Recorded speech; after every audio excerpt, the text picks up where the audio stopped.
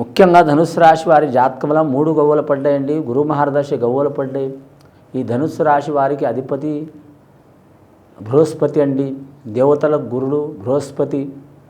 ముఖ్యంగా ఈ రాశి వారికి జాతకంలో చూడాలంటే మాత్రం విద్యా రంగంలో కావచ్చు, వైద్య రంగంలో కావచ్చు, ఆరోగ్య రంగంలో కావచ్చు, అలాంటి వృత్తి రంగంలో ఉన్నవారికి అనుకూలత ఉంటుందండి. విద్యాస్థానంలో కలిసి వచ్చే అవకాశాలు ఉంటాయి. సరస్వతి మాత కటాక్షం ఉంటుంది, కానీ లక్ష్మీమాత కటాక్షం తక్కువ ఉంటుందండి. అంటే ఎంత ధనం వచ్చినా నిలబడదు. కుడి చేతిలో వస్తూ ఉంటుంది, ఎడమ చేతిలో ఖర్చు అవుతుంటుంది. వచ్చేది కనపడుతుంది కానీ పోయేది కనపడదు. రుణ చిక్కులు చాలా ఉంటాయి వీరి జాతక బలంలా. వచ్చినా కానీ మాత్రం మొండి ధైర్యం చాలా ఉంటుంది, ఆలోచన శక్తి చాలా ఉంటుంది. అలాగే వీరి పేరు మీద చూడాలంటే మాత్రం ముఖ్యంగా మాత్రం ఎంతమంది వీరికి ఏకాకి చేసినా కూడా భయపడని గుణం ఉంటుంది. చాలామంది వీరికి పొగరనుకుంటారు, కానీ వాళ్ళది ఆత్మవిశ్వాసంతో వీరు బాగుపడే లక్షణం ఉన్నది.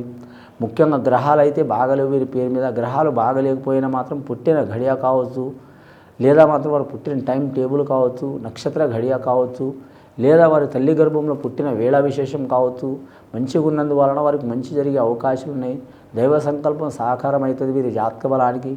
ముఖ్యంగా వీరి జ్యోతిష బలంలో చూడాలంటే విష్ణువేశ్వరు బ్రహ్మ సహకారం ఖచ్చితంగా ఉంటుంది.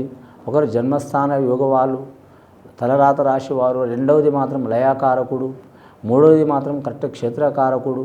వీరి జాతక బలంలో చూడాలంటే మాత్రం ముఖ్యంగా వీరి జ్యోతిష బలంలో మాత్రం ధన విషయంలో కానీ, రుణ విషయంలో కానీ, రణ విషయంలో కానీ, రాజకీయ విషయంలో కానీ గెలిచే అవకాశాలు ఉంటాయండి. కానీ వివాహ ప్రయత్నాలు చేయాలనుకునేవారు మాత్రం కొద్దిగా టైం పడుతుందండి వారి పేరు మీద. లేటుకైనా సరే మాత్రం శుభకార్యాలు అయితే సిద్ధిస్తాయి. ఇంకా విశేషమైన యోగం కూడా ఉంటుంది. రాజకీయ రంగంలో మాత్రం చాలా ఇబ్బందికరమైన పరిస్థితి ఉంటుంది. ముఖ్యంగా వీరి సలహా అందరికి పనిచేస్తుంది తప్ప కానీ వీరికి మాత్రం అంత ఫలితం ఉండదండి. మంచి చేసి దరిద్రం తెచ్చుకున్నట్టు ఉంటుంది వీరి జాతక బలానికి. సమాజానికి ఏదైనా ఒక మంచి చేయాలనుకున్నా కూడా ఇబ్బందికరమే ఉంటుంది వీరికి. నలుగురికి మంచి చేయాలనుకున్నా కూడా లేనిపోని చికాకులు వచ్చే అవకాశాలు ఉంటాయి. వ్యాపార స్థానంలో ఉన్నవారికి మందగోడితనం ఉంటుందండి. లాభం ఉండదు, నష్టం ఉండదు, సరి సమానం ఉంటుంది.